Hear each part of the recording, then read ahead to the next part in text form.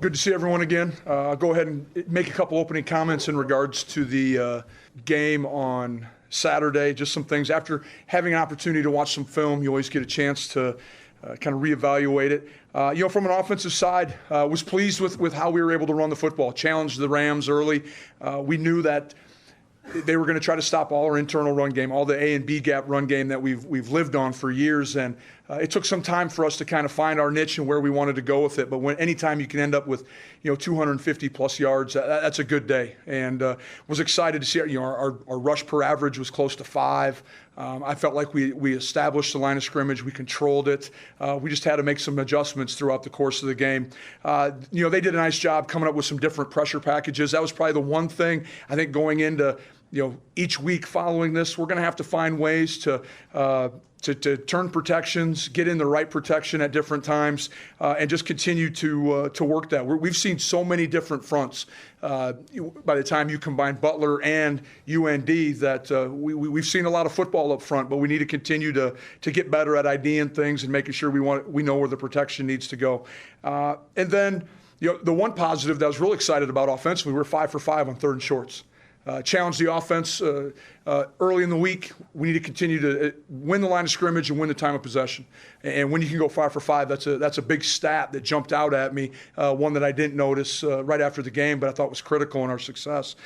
Defensively, 3rd downs we got to continue to be better, especially 3rd and 7 and 3rd and 14. Those 2 3rd downs in that scoring drive that UND had were frustrating. And it was good that the halftime was going to come shortly thereafter. We could get in and make some adjustments and come out and I thought play a better second half. I thought there was improved tackling from week 1. That's something that you always want to continue to stress. It's one of the greatest fundamentals that's out there, and it's critical to our success as a defense. Special teams, like where we're at, Coach Gazer's done an unbelievable job, being the coordinator of our special teams. We are in it. It's hard for the general fan to know it, but on our return schemes, I really think we're one block. We're one piece of execution away from having some big returns. So I like where we're at. Coach Larson's worked with our KOR. Coach Morgan's done a great job with our punt D. So still excited about where those teams are going and the improvement that's out there for us yet. And then as a team, I'm gonna continue to preach to our guys that we got to continue to play with great fundamentals and a sense of urgency or unbelievable effort. And I think if we can do those 2 things, we'll have a great opportunity to win every week. And so we have a great test this week going out to Delaware, our first road trip of the 2019 season. We're on the plane at 12:45. It's a 12 o'clock kickoff, a little bit earlier than normal for our players. We're going to have to speed things up. Saturday morning pregame meal will be at 9:15 rather than the typical 10:45. So it'll be new, but it'll be good for our guys. I told them after the game, I think when teams go on the road, it's opportunities to create a bunch of continuity for guys to get to know each other's story and to really start caring about one another. And so I'm excited about this being a big trip for us, and we're going to play a really good football team as well. And I know Delaware's and Coach Rocco are going to be prepared for the Bison when they come to town. I'll open it up to questions at this time. How much did that target field game and traveling down there help for traveling this? I don't know if it did. It's a bus trip versus a plane, a quick trip where probably 99% of our kids have been to Minneapolis. Even some of our remote area kids have flown into Minneapolis Airport. So I think you're comparing apples and oranges a little bit based on just the length of the trip. You learn anything on Mason, James, and Dimitri? Dimitri's going to be fine. It's just one of those situations where we need to do a better job of managing the ailment right now. And so anticipate him being back. The other ones you threw out there were James. Don't know anything at this time. Going to continue to play it by ear once I get back over to the facility. He was in the facility yesterday. Saw him this morning up moving around. So, if I were a betting man, I know James is going to do everything he can to play. And then Mason right now has an injury to the lower body, will be out, going to probably require surgery here in the next couple of weeks. What was James's injury? Was it concussion? That's what they were testing, making sure that if it was actually a concussion or not. Matt, what's Jasir Cox's status? I know he was injured in the game against Butler. Where's he at right now? Right now he's in a brace, up moving around, rehab every day. He's at practice, jogging, straight line. Hopefully we'll get him back here in a couple weeks. You said you've seen a lot of different fronts. Is that because your quarterback Lance is a freshman and they're trying to trick him and see if he can read that stuff? Oh, I think that's a big part of it, Jeff. I think teams are trying to get into some things where maybe a new quarterback doesn't necessarily know who he's IDing in the protection, where he wants to slide the protection, or where he wants to put his back in the protection. And then, I think the biggest thing that we've seen is both these teams probably had the entire offseason to game plan for us, and they were going to do something completely different or something that they hadn't shown necessarily on film, just for the shock value that it might cause or slow us down a little bit. And how has Lance handled that? He's done well. Yeah, I think as I've watched film with the offensive staff, I think there's been a few times he's missed some things as far as protection and being able to get us lined up, and then probably missed a couple reads as far as some of the quarterback run game where he probably would have been well served to hand it off rather than keep it. And are those things that through experience that Easton and Carson would have figured out by now? Well, just because they're experienced, I think, yeah, if you were to compare, junior, senior Carson and Easton to freshman Trey, probably not really fair to compare that, but you're probably exactly right. Because of the experience, those guys had seen a lot more football. You had mentioned identifying pressures and identifying fronts. Is that kind of a Carson Schoening thing? Is that a Trey thing? What is that communication like? Whose kind of responsibility is all that? Well, a lot of it goes back to some safety rotation and being able to see the stacks and the coverage to know where the pressure might be coming from, and Carson's not going to be able to see all those things. So Trey's going to be a vital part of trying to get the protection going the right direction. What stands out about Delaware so far, Matt, after 2 games they played in a triple overtime game with Rhode Island? Well, I tell you what, the last game they played in was unbelievably physical. The Rhode Island-Delaware game, sit there and watch it. I think they're a physical unit right there. Just one of their linebackers, number 51, Drew Nichols, he was getting bounced around but continued to play unbelievably hard. I think they have a couple safeties that are guys that will come downhill and stroke you. Number 29, his name is Noah Plack. I think he's a redshirt freshman, but really good football player. Veteran offensive line. Big tight ends, going to remind you of someone that, of ourselves a little bit. A returning quarterback who, again, is efficient with the football, doesn't turn it over.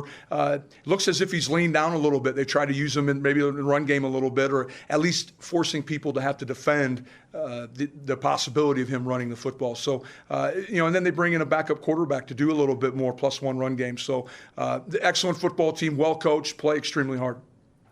How comfortable are you with, in terms of Griffin Crossel, what would you say his range is for you? If you get the ball to the 30-yard line and you're 4 through 3, I mean, you haven't been faced with that yet, but have you thought about what the situations are? We've had conversations in the staff room right now, and, I think right now Griffin's done an excellent job for us, and we'll continue to evaluate what his range is. But I think it's critical for us to give him some makeable kicks early, and so we can get that confidence up, and he'll continue to hit it well. How different is it preparing for a team that you didn't see last year? Well, it's good. There's good and bad about it. Defensively, or from the offensive side of the football, same coordinator, but from the defensive standpoint at NDSU, they have a new coordinator as well. So, again, trying to find out, what his MO is going to be. There's some same things that we've seen from a year ago, but what new is he going to show the Bison here this weekend? You guys have kind of an unbelievable road record over your time here as an assistant. Is there anything that you are going to change about the day-to-day of going on the road, travel, game day prep, stuff like that, or just don't fix what's not broken? We're not changing a thing, and it's going to be the exact same. And Coach Kramer and our support staff, we had a great meeting this morning just to make sure that we verified every little detail on how we're going to approach the road trip. Trey playing in his first true road game, do you prepare him different, or have him, get ready for noise, or just different things that he hasn't had to deal with to this point? We will have some noise at practice, especially on third downs or some red zone situations. The other thing we want to do is have some noise for some special teams as well. The cadence on punt will be critical, and just things like that. Will we use silent count? What will we use? I'm going to let the offensive staff figure that out, put us in the best situation. But, the noise will be one. But as far as just the road game, one of the nice things about the 4-game rule is he went on some games last year, so he knows what our itinerary looks like on a road trip. Matt, is Kehoe any different from when you saw him early last year? Well, like I said, I think he looks a little bit more athletic. Like he's leaned down. He wears a big brace now on one of his knees, where when we played him a year ago, he did not. So I don't know if that is an existing injury or something that's just preventative. Matt, you got for tight ends, 5 of your 6 touchdowns receptions are from them. How have you seen, Coach Roll with Gindor, Ellis, and Babbage in terms of receiving touchdowns? How have you seen Tyler Roll mix the tight? Well, it's funny you bring that up, isn't it? Tyler Roll coaches the tight ends, so I wonder. But and that's been a jab at Tyler in the office a little bit too. But why wouldn't you? Those guys have unbelievable catch radius. You saw Noah Gindorf has great speed as well. Breaking tackles on the touchdown. They're going to the south end zone. So Trey's comfortable. And as I mentioned after the game, 9 different offensive players had catches on Saturday, and I think that's a big thing for a young quarterback to have. Enough faith and trust in his receivers that he's going to spread it around and find the guy with the easy completion. How much time did you guys spend in the off-season installing stuff for these tight ends? Because you use Josh outside, you use Noah inside. I mean, you can line them up all over and run tons of different formations of the same personnel. Well, I think part of it is just what has bothered me in the past, cross personnel. Well, all of a sudden it looks like an 11 or a 10 formation, but there's big receivers or big tight ends out there, and then they reduce or expand. That's a unique deal that defenses have to handle. So I'm really excited about how we're utilizing those guys, and even Austin Avery's done a nice job of getting in there and having a role, and Tyler does a great job using those guys and spreading the wealth.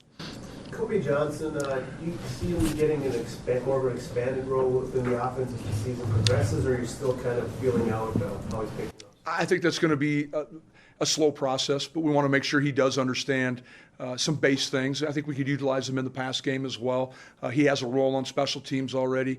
He's done a great job. He comes from it's hard to believe that the high school that he played at didn't have football very long, and relatively new program, and he's done a great job of transitioning here and going to be an outstanding football player over the course of his career. How long after Kobe got on campus did you guys kind of realize that this guy might need to be a part of 2019? Well, when you're recruiting him and Coach Buda goes down in spring recruiting to Georgia and sees him run a 10.5, smart coaches find places for guys like that on the field. Is Wodarczyk another guy that's looking like going to be a guy that's going to play most of the year? I think as of right now, we're going to continue to work with him at safety, continue to utilize him on special teams. The thing that Julian has is he's a big physical kid already. And you guys have heard me numerous times talk to you about the physical part of the game is where high school kids struggle. Well, Jacob Lippy, Julian, guys who were pretty well developed already. Julian's 200-plus pounds. So he can physically hold up to the physicality of college football right now. Speaking of Lippy, a couple of the young receivers that you talked about early in the year did not get in the game, I don't believe, on Saturday. Yep. Lippy and Braylon. Correct. Not get in. That was perfect. At the time, late in the game, we're under center. We were trying to run the football as much as we could. Cole Jacobs, a lot of those guys were taking the majority of the reps, and so we were going to use them, save them for another game. Still trying to maybe think of the 4 game with guys like DJ, Braylon, and of course, yep. Still, that's in the back of our mind. Not going to say we're going to pull anything yet. Trying to be as smart and as efficient with our 4-game rule as possible. Matt, have you visited with anybody in your profession that's played at Delaware or will this week about granted they're renovating the stadium, what the environment is there? Have not. I know Coach Cattell, our director of operations, has reached out to Delaware State's director of operations, just try to identify what the coaching box is even like because of the renovation, trying to get a little bit of an idea, but have not yet to this point.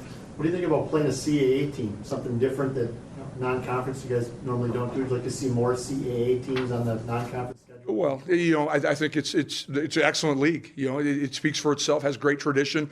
You can go up and down the teams in their league, and they've all had their run of success. And so it's going to be a huge challenge for us to go out there and win at their place. But we're excited to play them. I know being a CAA team immediately garners respect from our football team. How do you approach a quarterback like Kehoe with 2,000 yards last year? Well, one, try to get around his feet, and so see if we can make him a little bit, uncomfortable in the pocket. We got to do a great job of stopping the run. I think they have a really good running back as well. Their run game is where they want to, they're going to very similar menu or a recipe to success that we have. Time of possession, being able to run the football and win the line of scrimmage. Do you have Ellefson and Wagey on any kind of a pitch count right now, or once they were cleared, were they just... Well, Ben probably was going into it. And then as the game progressed, I think he realized that he was healthier than maybe what he was. And come second half, old Ben Ellison started to show up, and he was getting after some people at the point of attack, which was good to see. And our team needs to see that. Jackson Brown status, he didn't play? Yeah, he'll be ready to go this week. Was he hurt this past week? No. Just how's the defensive rotation, defensive front, defensive line rotation? Last year you were 9 deep. How is that developing with some young guys? Well, I think right now we're probably not at 9, but I bet we're playing 7 or 8 guys. Still, a lot of them are getting their first experience of college football right now. So the more rotation we can get out there, the better. Late in the game was good for guys like Justice Kelly, Lane Tucker, critical snaps, even Matt Beagler, who we look at as an older player but hasn't played a whole lot for us since this year. So we need to continue to get those guys as many reps as we can.